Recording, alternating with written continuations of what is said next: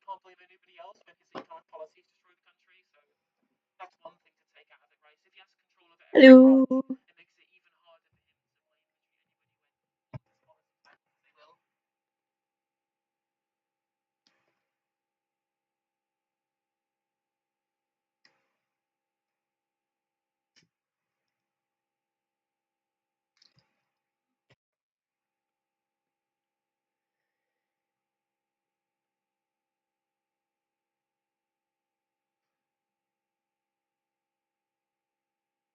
Do me on YouTube, just sprayed into the same person in both streams, right?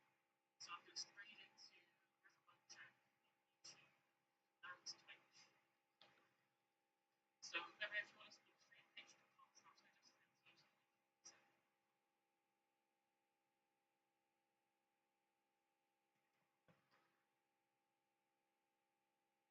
patreon.com/I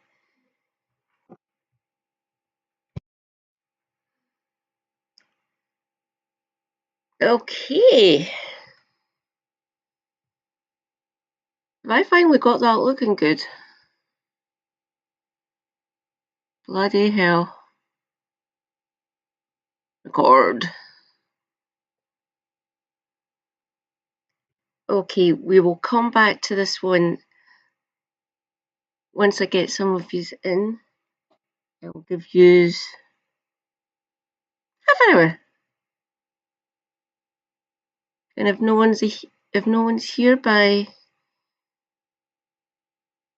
sorry, I'll give you 45 minutes. If no one's here by 2, I'll carry on with Edge of the Map video. Let's find something or a couple of things for 45 minutes, shall we?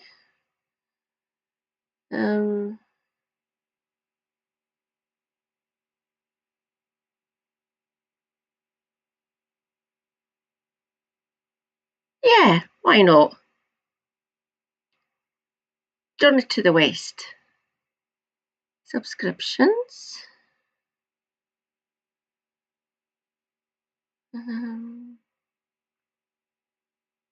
Manage.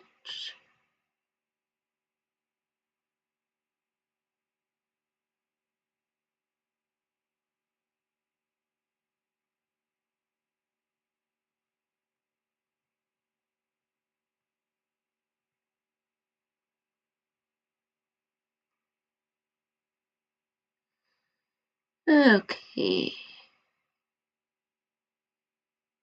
Doo-doo-doo.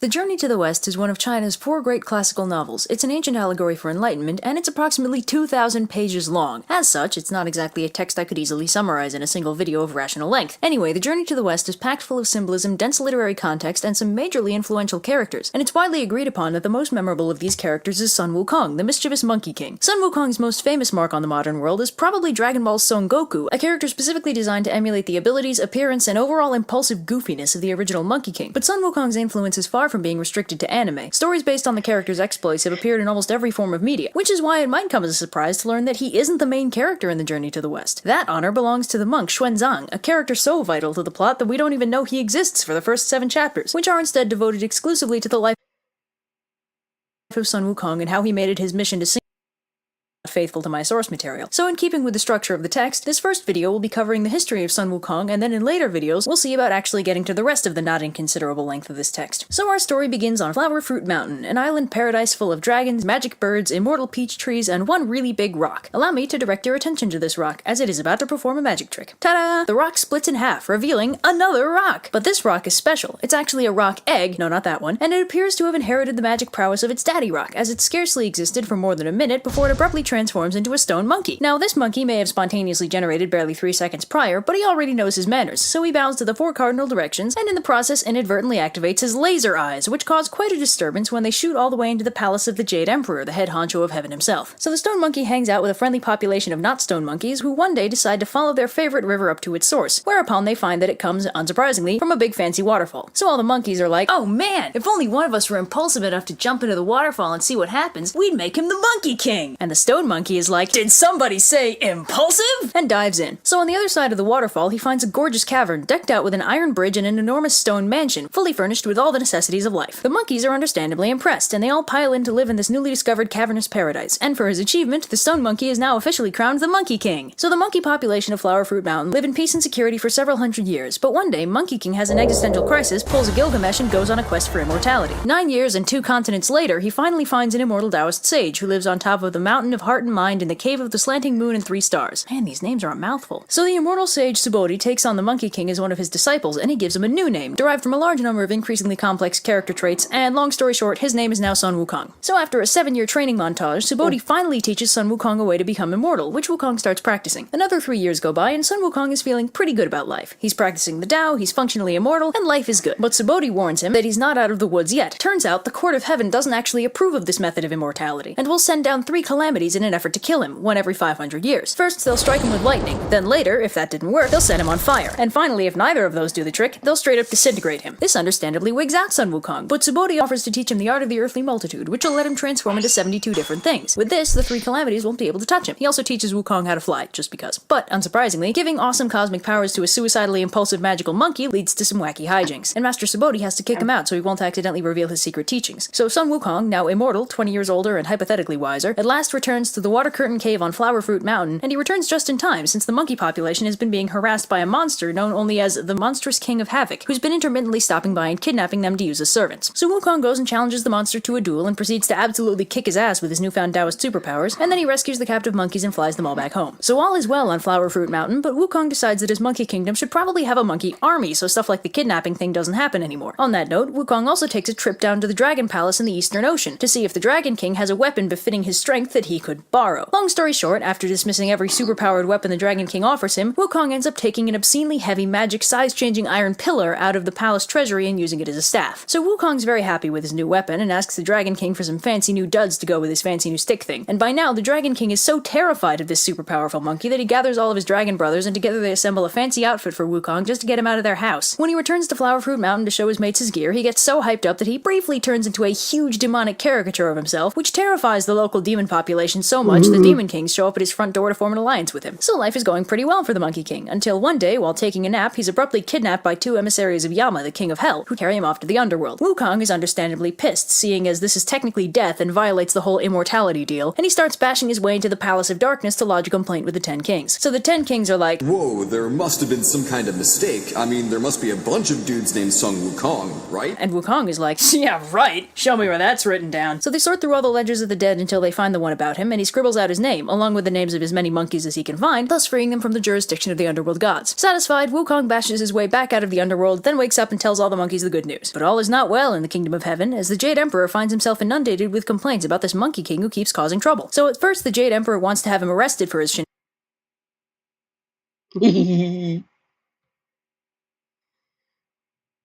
For the anime lovers for the anime lovers watching this, because no one's here yet, you can see how closely they've mapped Goku, essentially, and you'll see other characteristics from other people, other beings, other demons, gods, people like that, to other people in DBZ and DBZ Super. It's really Toriyama must have been a fan.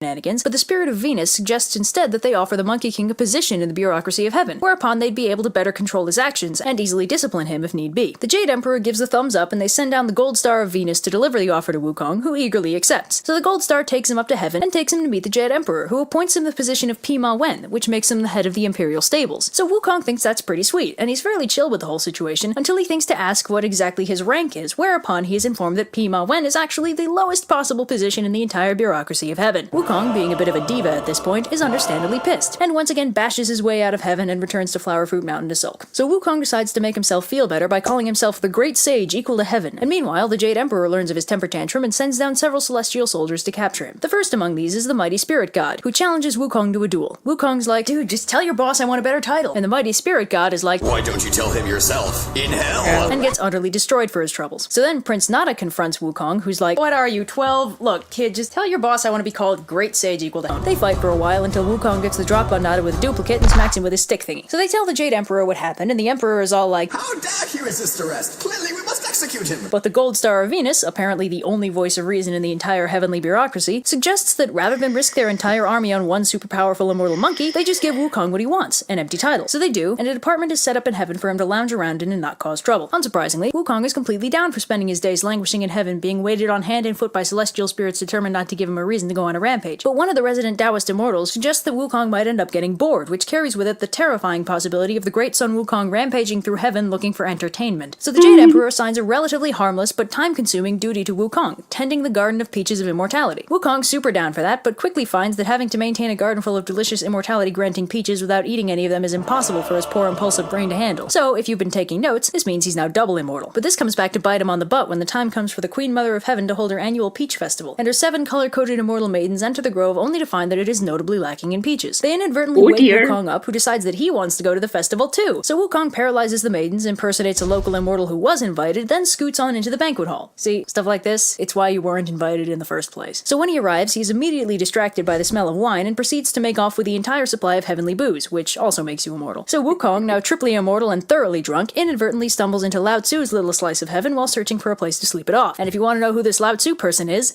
I'm working on it, goddammit. Ninjas, oh god! So drunk Wukong stumbles into Lao Tzu's palace to say hello, but he can't find the sage anywhere. But he does find Lao Tzu's alchemical lab, in which he finds several gourds full of pills of immortality. 3 guesses as to what Wukong does next.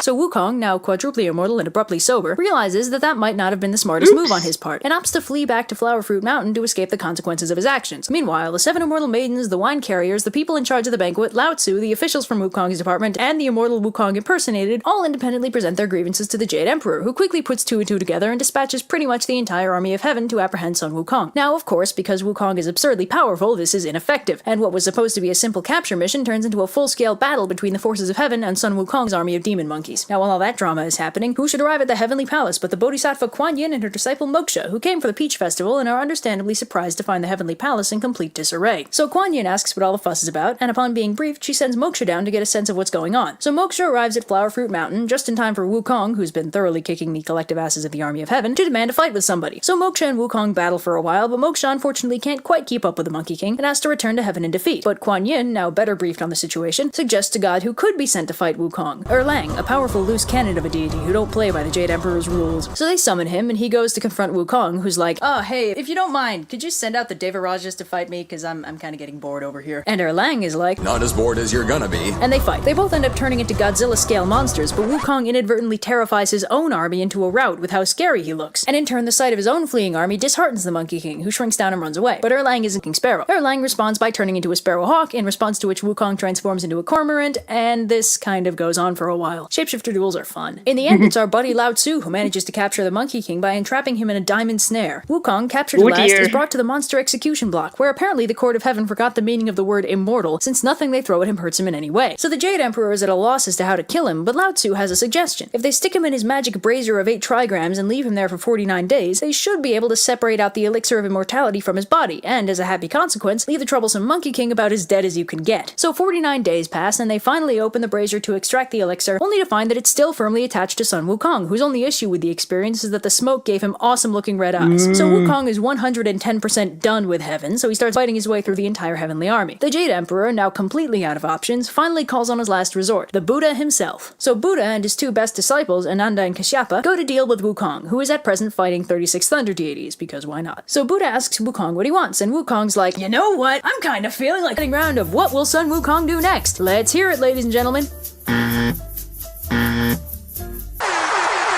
Unsurprisingly, Sun Wukong takes that bet and blasts off from Buddha's hand until he reaches the very edge of the universe itself, where he finds 5 pillars supporting the sky. Wukong decides to leave a memento of himself there, graffitiing one of the pillars, and then, for good measure, peeing on it. I mean, he is a monkey. So Wukong backflips all the way back to Buddha's palm like, shows what you know, old man! I made it all the way to the pillars of the universe! And the Buddha's like, Is that so? Well, I have a little plot twist for you. See, one of the perks of enlightenment is that I'm one with everything, and as it turns out, that's not just hyperbole. Sure enough, written on one of Buddha's fingers is Wukong's graffiti, along with the faintest whiff of monkey pee. Turns out the whole universe is the palm of Buddha's hand. Whoa. So Wukong freaks out and tries to skedaddle, but the Buddha uses more of his Buddha magic to trap him under a mountain, which is also his hand. It's complicated. Which Wukong would ordinarily be able to escape stupidly easily, but then they stick a magic seal on top of the mountain and that's that. And it is here, under this beautiful and scenic locale, that Sun Wukong spends the next 500 years.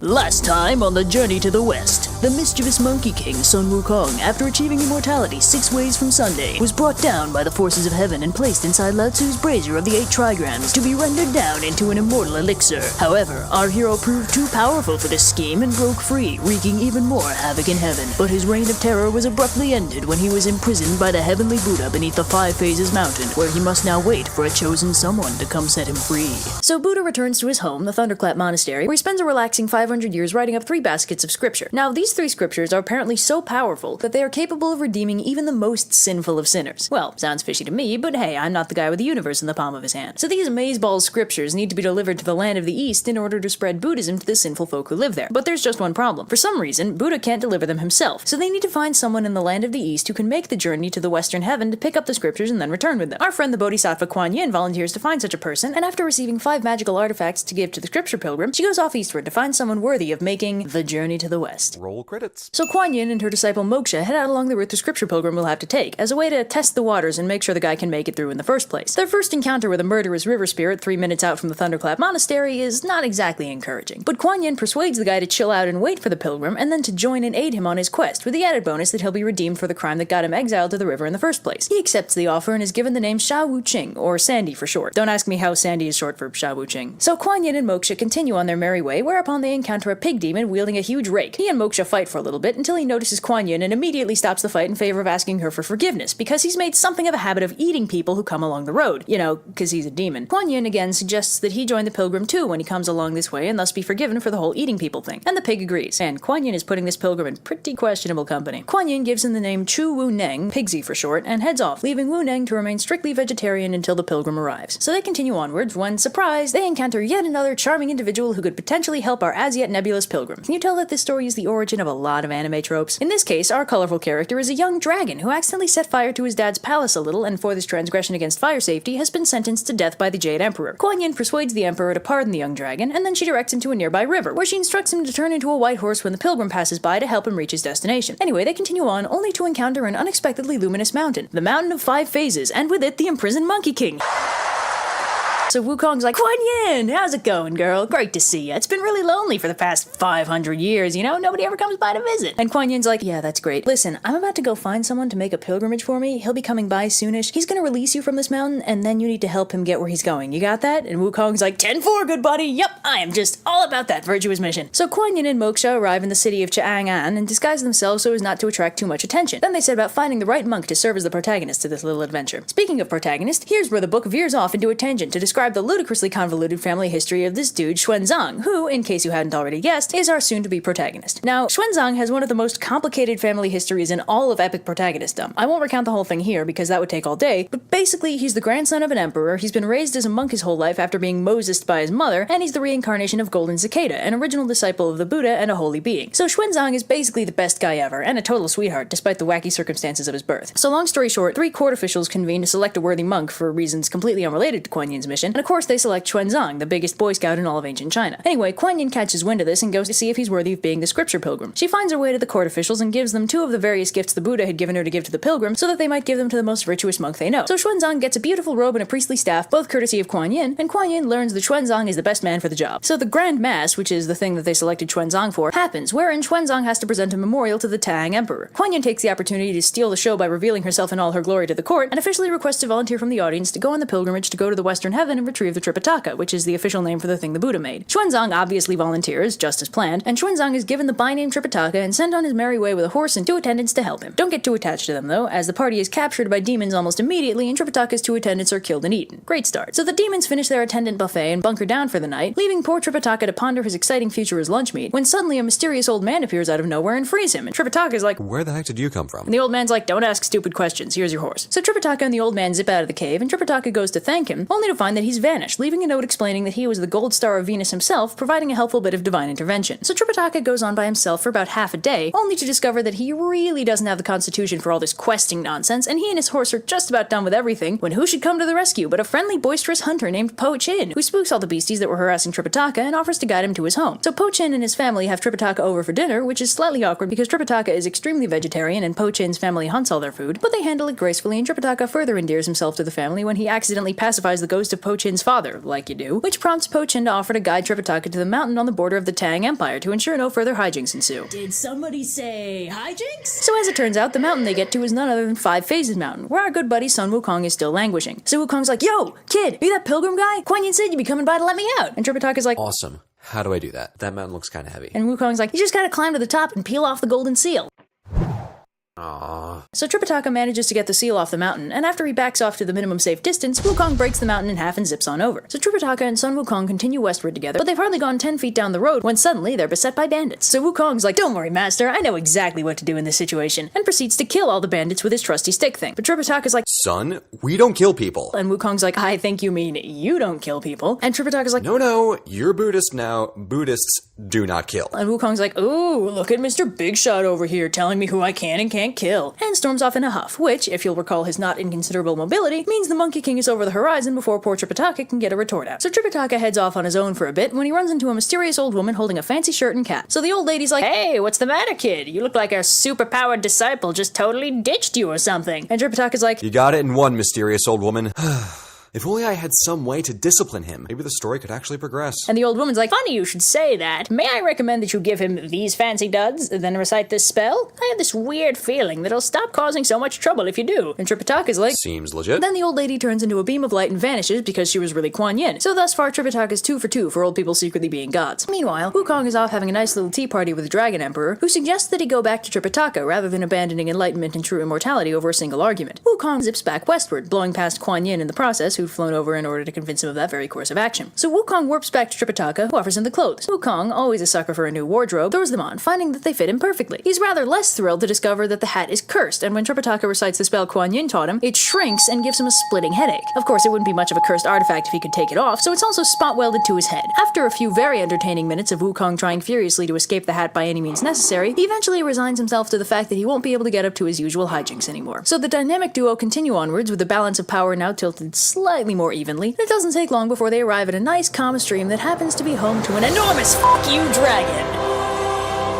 Wukong nopes the hell out of there with Tripitaka in tow, and the dragon takes the opportunity to eat Tripitaka's horse. So Tripitaka freaks out since without a ride he's stranded, but he's also too scared to let Wukong leave him alone. But a bit of timely divine intervention arrives to protect Tripitaka, leaving Monkey free to confront the dragon. So they fight it out for a bit, but the dragon's like, screw it, and dives to the river bottom and refuses to come out. Wukong does some magic shenanigans and draws the dragon out again, only for the dragon to turn into a water snake and run away. At this point, Wukong is done, but the local mountain spirits tell him that this dragon is actually under orders by Kuan Yin to help them. So one of the heavenly spirits goes and gets her, and after a brief digression where Wukong vents at her about the cursed hat thing, she draws out the dragon, and Wukong picks a fight with him, too. Look, he's had a trying day, alright? Anyway, Kuan Yin gets the dragon to turn into a horse for Tripitaka to replace the one he ate, and then to make Wukong stop sulking, she gives him 3 get-out-of-danger-free magical leaves. So now, with the matter having been resolved to everyone's satisfaction, our dynamic trio continue westward. So anyway, they continue on and arrive at still yet another monastery, run by a sketchy old monk. Long story short, the monk lays eyes on that really fancy monk robe Tripitaka got way back when, it's called a cassock by the way, and takes it into his head to steal it, and to that end he decides the best way to go about about it is to burn down his own monastery. Well, that's not very zen of him. So Wukong smells the smoke, weighs his options, and decides the best way to solve the situation without pissing off Tripitaka is to let the monks burn their monastery to the ground. But first he borrows a fireproof cloak from one of his heavenly buddies to make sure Tripitaka and the horse don't burn with it. Is it just me, or is Monkey on shockingly good terms with all the people he beat the hell out of in the last video? The fire eventually burns itself out, and Tripitaka finally wakes up, only for them to find out that during all the confusion, a mountain demon came by and stole the cassock. Also, the patriarch monk killed himself. So anyway, Wukong's...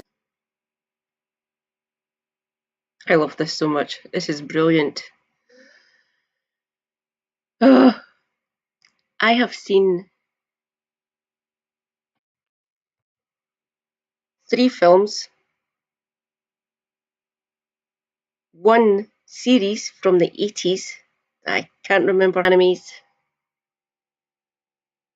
a South Korean version, and a couple of Chinese ones, and Western film adaptation ones, which are because the minute Hollywood gets anywhere near anything whatsoever, it gets decimated.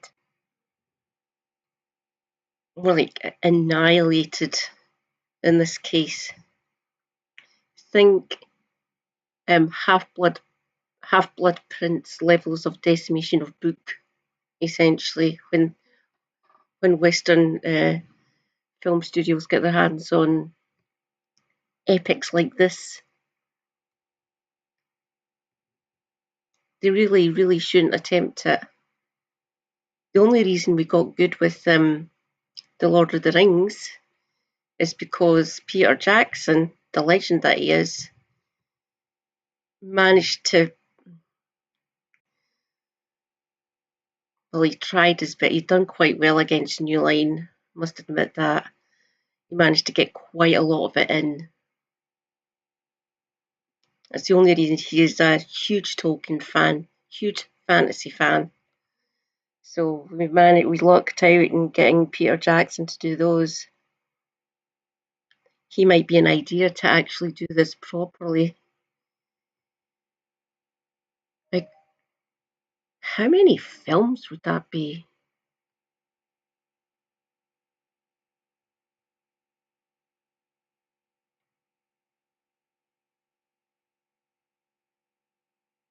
Five? 6?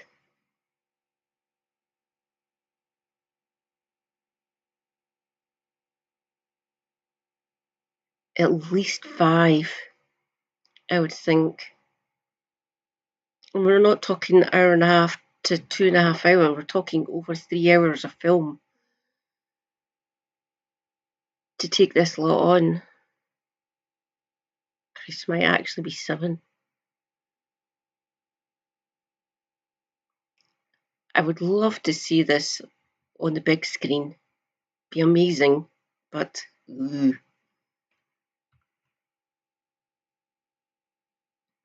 zips on over to the demon's mountain and they fight, but the demon calls a lunch break and locks himself in his mountain. So Wukong zips back to the ruined monastery for snacks, then returns to the mountain to sneak in. So Wukong disguises himself as the old monk and has a little tea party with the mountain demon, and then they fight more, but the demon runs away again and Wukong decides to call in the cavalry. He goes to Kuan Yin, and together they figure out another way to sneak in and get the cassock back. Kuan Yin disguises herself as a Taoist friend of the demons, and Monkey King disguises himself as a present from that friend, a pill of immortality. Long story short, Wukong beats up the demon from the inside, Kuan Yin retrieves the cassock, and Wukong returns it to Tripitaka and they continue on their merry way. Will Sun Wukong learn to value friendship over his impulsive desires? Will Tripitaka succeed in his quest to the Thunderclap Monastery? Will that stupid horse ever remember he can fly? Find out next time on Journey to the West.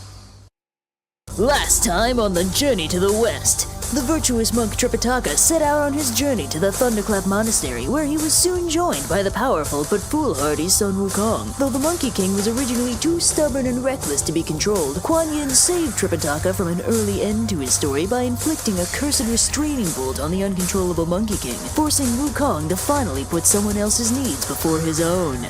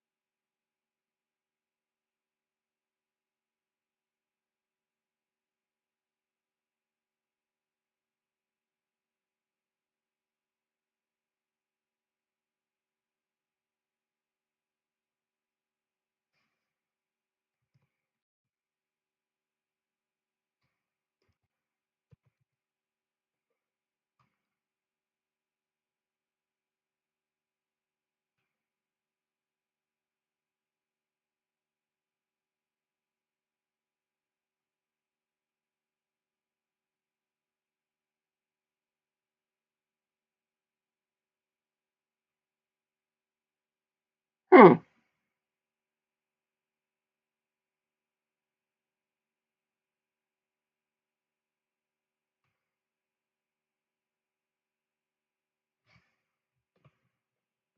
Hmm.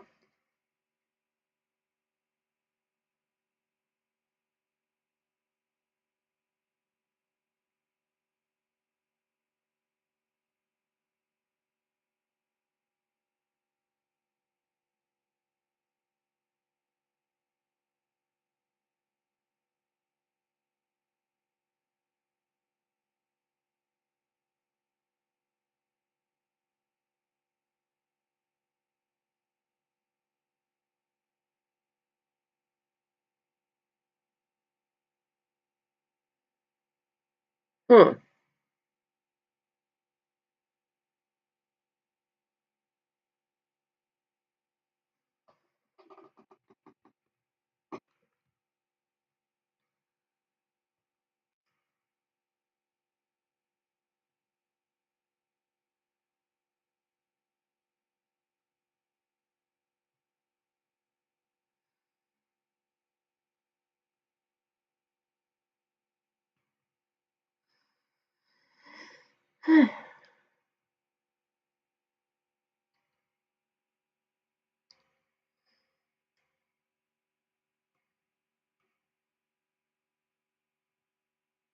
The Journey to the West is one of China's 4 great classical novels. It's an ancient allegory for enlightenment, and it's approximately 2,000. Last time on the Journey to the West, the virtuous monk Tripitaka set out on his journey to the Thunderclap Monastery, where he was soon joined by the powerful but foolhardy Sun Wukong. Though the Monkey King was originally too stubborn and reckless to be controlled, Kuan Yin saved Tripitaka from an early end to his story by inflicting a cursed restraining bolt on the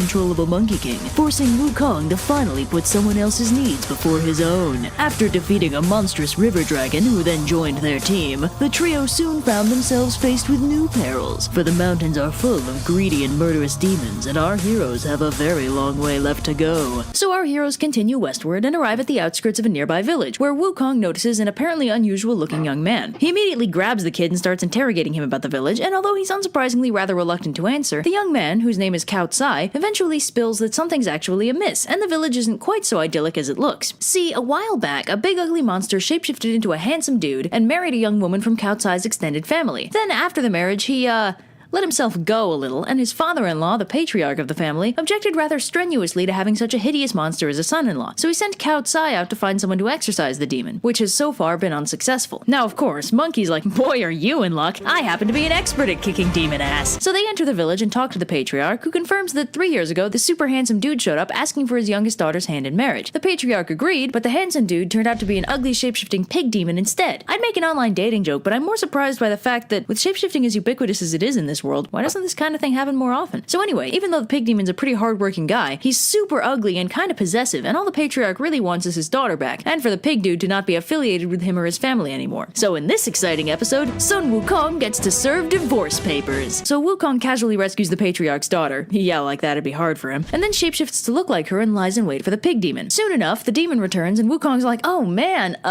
darling, my parents are just being so rude about us. I hear they're getting someone to exorcise you. Oh, no need to worry, sweet cheeks, there's no exorcist alive that can hurt me. I think they said his name was Sun Wukong? Well, it's been fun, sweetheart, but I need to go disappear for a few. Where are you going, darling? So they fight, and Wukong chases him back to his secret lair at Cloudy Path's cave, and along the way he learns that the pig demon actually used to be a member of the Court of Heaven, who got sloppy drunk, hit on a woman way too many times, and got turned into a monster and kicked out of heaven as punishment. He would have been executed, but our boy the Gold Star of Venus intervened on his behalf. Not to be jaded, but that kinda seems like the only thing the Gold Star of Venus does. So then they fight, and it's awesome, but then the pig demon calls a timeout and runs away. So Wukong returns to Tripitaka and fills him in, and takes a moment to sass the patriarch cow for being a pretty bad father-in-law to his relatively hardworking demon son-in-law. And then he zips back to fight the pig demon again. So they fight some more, and eventually Monkey asks why the pig demon's fighting him with a rake, and the demon's like, A rake? Ha! This is no ordinary rake. One blow from this and your very soul will be rent asunder. You were saying, I think I'd like to surrender now, please. So as it turns out, this rake-wielding pig demon is the very same rake-wielding pig demon that Kuan Yin enlisted to help Tripitaka. So after Monkey learns this, he takes the pig, whose name, as you may recall, is Pigsy, back to meet Tripitaka, who's overjoyed to have another disciple to help him out. Everything is resolved shockingly quickly, and the patriarch cow throws a big fancy banquet for a newly expanded troop of heroes, and then our protagonists continue on their way. So shortly thereafter, they encounter a friendly Zen master known as the Crow's Nest Zen Master, who warns Tripitaka that, surprise, the journey will be absolutely packed with monsters and demons. But it's not like Tripitaka needs to be totally helpless. The Zen Master teaches him a sutra called the Heart Sutra that'll hypothetically keep him safe from harm when he recites it. Then he casually insults Wukong and Pigsy, warns Tripitaka to keep an eye out for a water spirit in the near future, and zips back up to his nest. So our heroes continue westward when they abruptly encounter a tiger demon who introduces himself by ripping off his own skin. So they fight the demon for a little while, but finding himself outclassed, the tiger demon tosses his skin over a rock as a decoy and runs away, but not before grabbing Tripitaka. So the tiger demon takes Tripitaka to his lord, a cave demon, and they start debating how best to cook him. Meanwhile, Wukong and Pigsy figure out that the tiger demon escaped with Tripitaka, and Wukong immediately charges off to find him. So they find the lair of the cave demon pretty quickly, and the cave demon sends out the tiger vanguard to fight Wukong. Yeah, you know how this part goes. Wukong kicks the tiger demon's ass, but this time, when the tiger demon runs away, Pigsy comes out of nowhere and kill steals like a boss. This is a very accurate representation of his overall characterization for the rest of the story. Anyway, Wukong flies back to the cave with the tiger demon's corpse, and taunts the cave demon until he comes out to fight. So they fight for a while, and are actually pretty evenly matched, but when Wukong busts out his special attack and duplicates himself, the cave demon counters with his own PSOP special and whips up a veritable hurricane of wind that blasts Wukong with enough force to temporarily blind him, making it impossible for him to continue fighting. Wukong and Pigsy manage to escape and try to figure out what to do next, and they find their way to a nearby cottage where a friendly old man and several young farmers let them stay the night. The old man also gives Wukong a healing balm for his eyes, and when he wakes up the next morning, he can conveniently see again. This is also when he learns that the cottage never existed, and that the old man and the farmers who took care of them were some of the heavenly spirits assigned to help Tripitaka on his pilgrimage. Okay, the rules for what these god dudes can and can't do are hella arbitrary. I'm starting to think they're just messing with them. So Wukong decides to try the stealth route for this particular mission and turns into a mosquito to sneak into the cave demon's lair, whereupon he finds that Tripitaka is both still alive and rather grumpy at his delayed rescue. On his way out, he overhears that one of the cave demon's minions ran into Pigsy, but obviously didn't see Wukong, so the cave demon speculates that either he managed to kill Wukong with his wind, or the Monkey King ran off to get help. But that'd be absurd, because there's only one person who can resist the cave demon's wind, and that's the Bodhisattva Ling Chi. So Wukong zips back to Pigsy, and with a little help from the disguised Gold Star of Venus, my god, that is all he does. They find their way to the home of Ling Chi, where Wukong explains the situation. The Bodhisattva explains that he'd previously defeated the cave demon, but allowed him to remain in the mountain so long as he didn't hurt anyone. Seeing as this rule has been broken, Ling Chi grabs the flying dragon staff and prepares to unleash some righteous butt-whooping. So they fly back to the mountain, Wukong busts down the door, and he goes a few rounds with the cave demon before the demon starts charging his special attack. But right before he unleashes it, Ling Chi throws the flying dragon staff at him, whereupon it turns into an actual dragon and punts the cave demon into a mountain so hard that he reverts back to his true form, which is apparently a mink. So Wukong and Pigsy rescue Tripitaka, then get lunch and continue on their merry way. So soon enough, they reach a huge turbulent river, which would be bad enough on its own, but then a huge monstrous demon pops out of the river and makes the situation even worse. Wukong nopes out of there with Tripitaka in tow while Pigsy and the river spirit fight. Wukong stands guard for all of 5 minutes before the need to assert his badass status takes hold, and he dives into the battle, whereupon he immediately ends it by whacking the river spirit really hard. The spirit freaks out and dives back into the river, whereupon our heroes start planning their next move. They agree that, unfortunately, the river spirit is probably their best bet for getting Tripitaka across the river, but there's just one problem. Wukong actually sucks ass at fighting underwater, so it's up to Pigsy to go down there, lure the spirit up to the surface, and then let Wukong kick his ass on dry land. The plan works pretty well, except Wukong is, say it with me now, too impulsive, and the spirit dives back into the river as soon as he sees the Monkey King coming at him. They try again the next day, but this time the river spirit is wise to their tricks and refuses to take the bait at all. Wukong finally decides that the best thing to do in this situation is to go find Kuan Yin, since she wouldn't have sent them on an impossible journey, so she has to have a plan. And unsurprisingly, she does. See, this river spirit is, say it with me now, the same one she found on her way to Chang'an, and the first spirit she enlisted to help Tripitaka Tripitaka on his way. She sends Moksha back to Wukong, whereupon he calls the spirit up with the by name that Kuan Yin gave him, Wu Qing. So Wu Qing, aka Sandy, learns that the scripture pilgrim was right there the whole time, and if either of his disciples had bothered to mention anything about the scriptures, this whole debacle could have been avoided. Once again, good communication fails to save the day. So now all our protagonists are assembled. Tripitaka, the mortal divine monk at the heart of the story, Sun Wukong, the impulsive but insanely powerful muscle of the group, Pigsy, the gluttonous celestial soldier seeking forgiveness, Sandy, also a disgraced celestial warrior and the only party member who can swim, and the horse. Hey, you were in a river when they first found you. You clearly know how to swim. Why couldn't you fight Sandy? Or just take Tripitaka across the river in the first place? Don't give me that kind of backtalk. What do you even do? I don't care if you're an allegorical representation of the human will. You're a goddamn dragon. You have no business being this disappointing. Okay, so now that the story's been entirely set up and our cast has been assembled, the journey to the west becomes very episodic. It's a real monster of the week kind of thing, with a new mountain and corresponding monster every couple chapters. Now, they're all good, and you should really just read the books, but for the sake of education and also pure fun, I'm going to be covering the more memorable, dramatic, or funny episodes in a series of shorter videos with one to each episode, while skipping over the filler and the 8-chapter power-up sequences. So get ready for Journey to the West, Kai!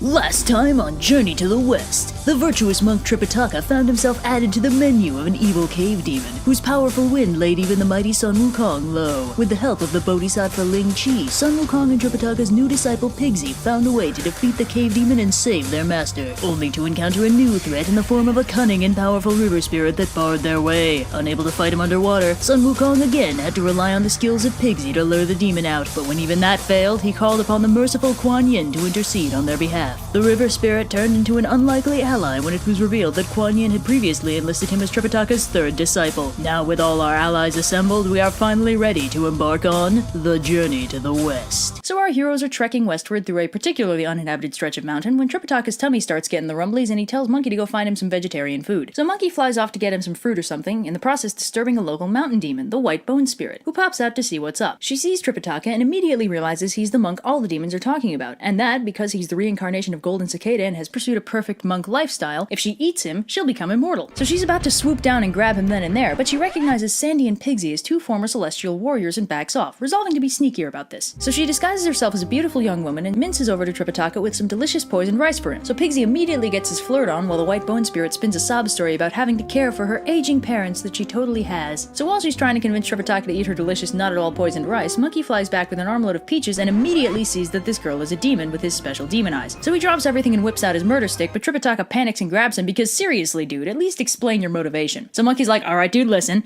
Disguising yourself as a hot chick? That's like man-eating demon trick number 1. Hell, I did it all the time back when I ate people. Amazingly, this stirring argument fails to convince Tripitaka, so Monkey's like, alright, I get it. You think she's hot. How about I give you two lovebirds a little privacy? And while Tripitaka's paralyzed with embarrassment, Monkey smacks the demon in the face. So Tripitaka's like, Monkey, what the hell? Well, Monkey points out that the delicious, totally not poisoned rice had rotted and filled with maggots as soon as he killed her, which is not typically a trait of healthy food. So Tripitaka almost believes him until Pigsy, extremely salty about Monkey ruining his chances to score, goes all, oh sure, come on, what's more likely? That Monkey just killed a demon, or that Monkey just murdered an innocent girl and used his powers to make you think he killed a demon? So Tripitaka gets really mad and uses the magic migraine spell, then tells Monkey that a killer can't be one of his disciples, but Monkey manages to persuade him to let him stay, and the group awkwardly treks on after burying the totally innocent girl. Speaking of, the White Bone Spirit had actually dropped her body right at the moment of impact and skedaddled off into the sky, leaving her body below. She starts working on how to get rid of Monkey so she can get some of that sweet man flesh. So she turns into an elderly woman and hobbles up to the group like, excuse me, have any of you seen my beautiful innocent daughter that totally came this way a little while ago? I'd hate to think that something happened to her. So Monkey obviously insta-kills her, again, and Tripitaka flips out, uses the migraine spell, and with Pigsy's encouragement, kicks him out of the group again. But Monkey's like, alright, but if you're gonna kick me out, could you at least get this stupid thing off first? Which is when everyone learns that Tripitaka has no idea how to get Monkey's cursed hat off his head. So he agrees to keep Monkey on as a disciple, since it wouldn't be fair to cut him loose without actually cutting him loose, and they continue on together. Soon enough, they spot a totally innocent old man in the distance, and Pigsy's like, oh, horror of horrors! Clearly this is the patriarch of the family that Sun Wukong so callously murdered for no reason. Clearly Monkey will use his great powers to escape justice and leave us to take the blame. Oh, horror of horrors! Clearly Sun Wukong is bewitched this innocent old man's corpse to look like the body of a demon. In case you haven't noticed, Tripitaka is supremely gullible in this chapter, so sure enough, it's migraine time and getting kicked out of the group o'clock. This time, Monkey's like, alright, you know what? Fine. And after Tripitaka writes an official letter of banishment and Monkey is aggressively polite in taking his leave, Monkey warns Sandy not to buy into Pigsy's BS and then blasts off. Nice one, Tripitaka. So Monkey returns to his home on Flower Fruit Mountain, only to find it in ruins. Turns out after Monkey got sealed away, Erlang burned the whole place down for funsies. The remaining monkeys are being hunted every day by a huge band of hunters. So Monkey decides the time has come for some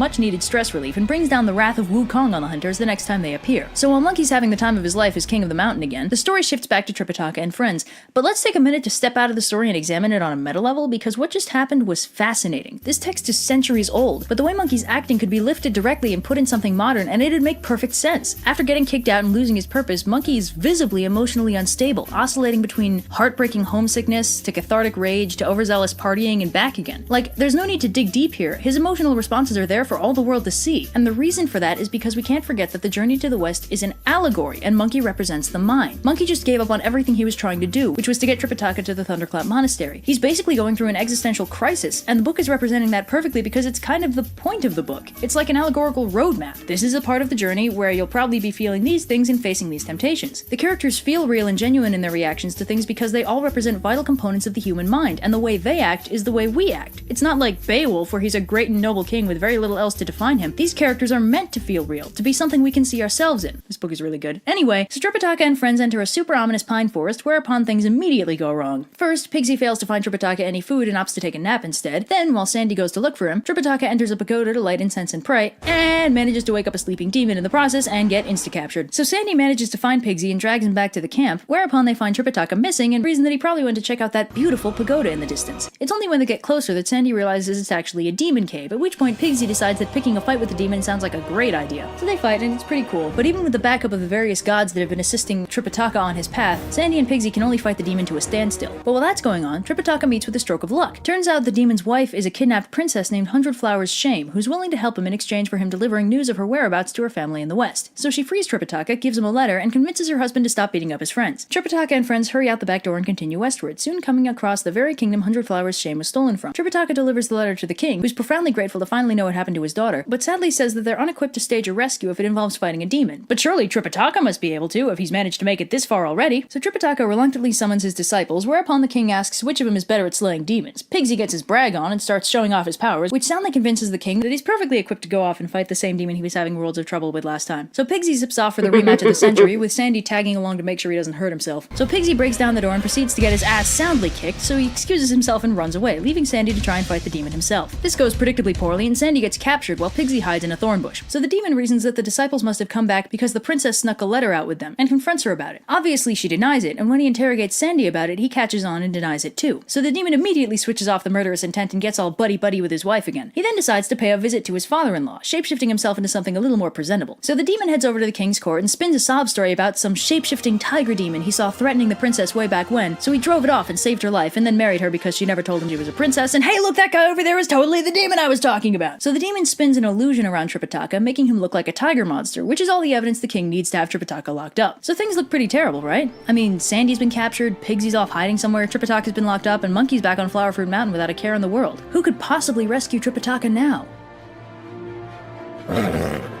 That's right! It's God damn it. finally the horse dragon's time to shine! So the dragon turns back to his true form and scouts out the palace a little, and sees that the demon has returned to his true form and is currently in the process of eating his attendants and drinking all the wine in the palace. So the dragon shapeshifts a little, but it'll look much better if I use swords. So she does a little sword dance for him until she spots her opening and takes a swing. The dragon turns back to his true form and does battle with the demon for a while, but he's clearly outclassed and ends up having to run after his leg gets injured. He hides at the bottom of the moat until the demon loses interest and then turns back into a horse and limps into the stable for the night. Soon, however, Pigsy comes crawling back, hoping to get some help in rescuing Sandy. Sandy. Instead, he gets chewed out by the horse for being too overconfident and ruining everything. Pigsy decides the sane course of action would be to pack his things and return to his peaceful life in the village with his own kidnapped wife, but the horse is having precisely none of his sass today and refuses to let him leave, unless it's to go apologize to Monkey and get him to sort this all out. So Pigsy reluctantly flies off to Flowerfruit Mountain, whereupon he finds Sun Wukong hanging out with his enormous monkey army. Pigsy tries to sneak closer, but Monkey spots the intruder and has his monkeys bring him up to the front. He immediately recognizes Pigsy, and after being assured that he hasn't been banished too, Pigsy, rather than owning up to the disaster scenario, instead tells Monkey that nothing's wrong, Tripitaka just missed him so much. So Monkey's like, neat, in that case, let's just hang out for a little while. So Monkey leisurely spends his morning hanging out on his beautiful mountain and eating fruit, while Pigsy tries to find ways to persuade Monkey to leave right this second without seeming too desperate. After a while, Pigsy's like, well, we've sure kept our master waiting, we should probably go. Monkey's like, oh yeah, great, see ya. Pigsy's like, wait, you're not coming? And Monkey's like, no, I got banished, remember? Besides, I got a good thing going here.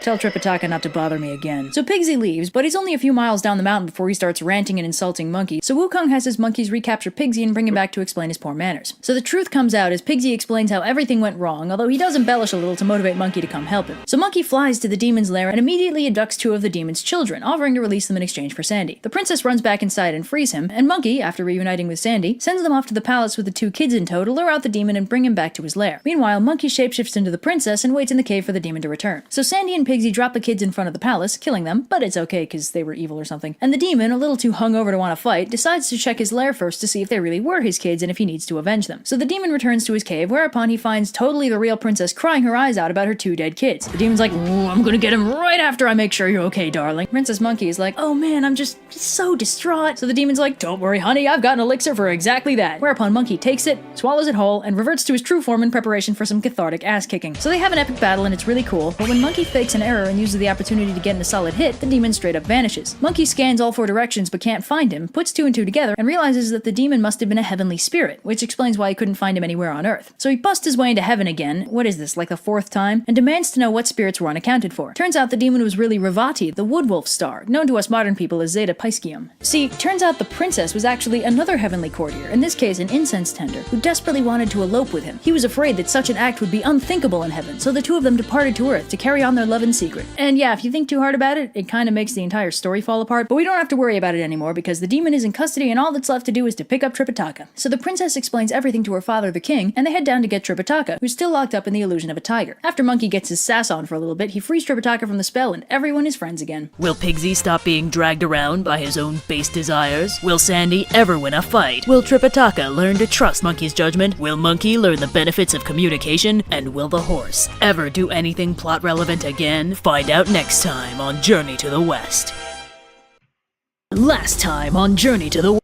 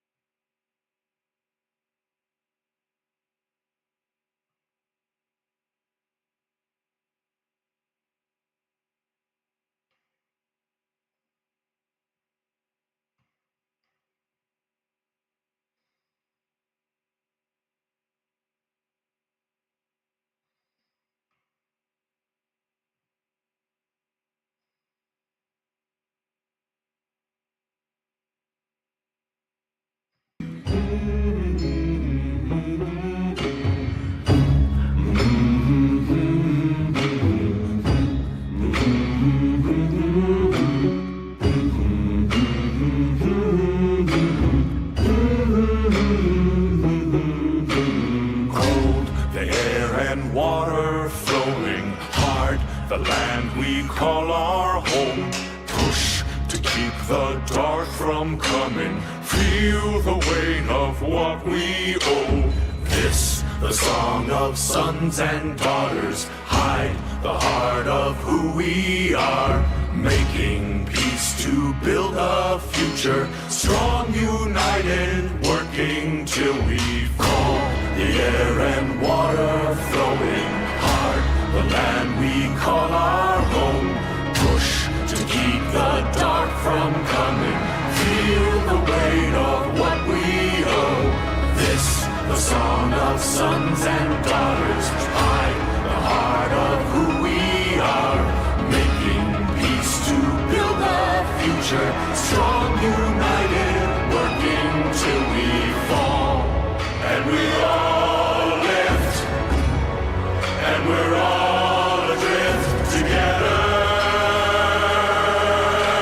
together. Through the cold mist, till we're lifeless together, together.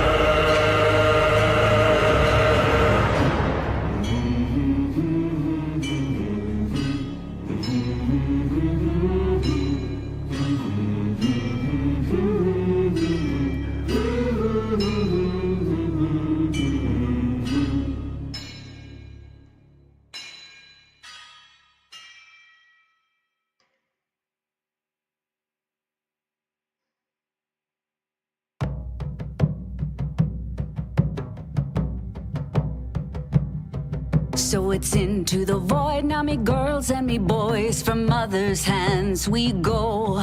We'll be sailing to the sun till the voyage is done. Then we'll be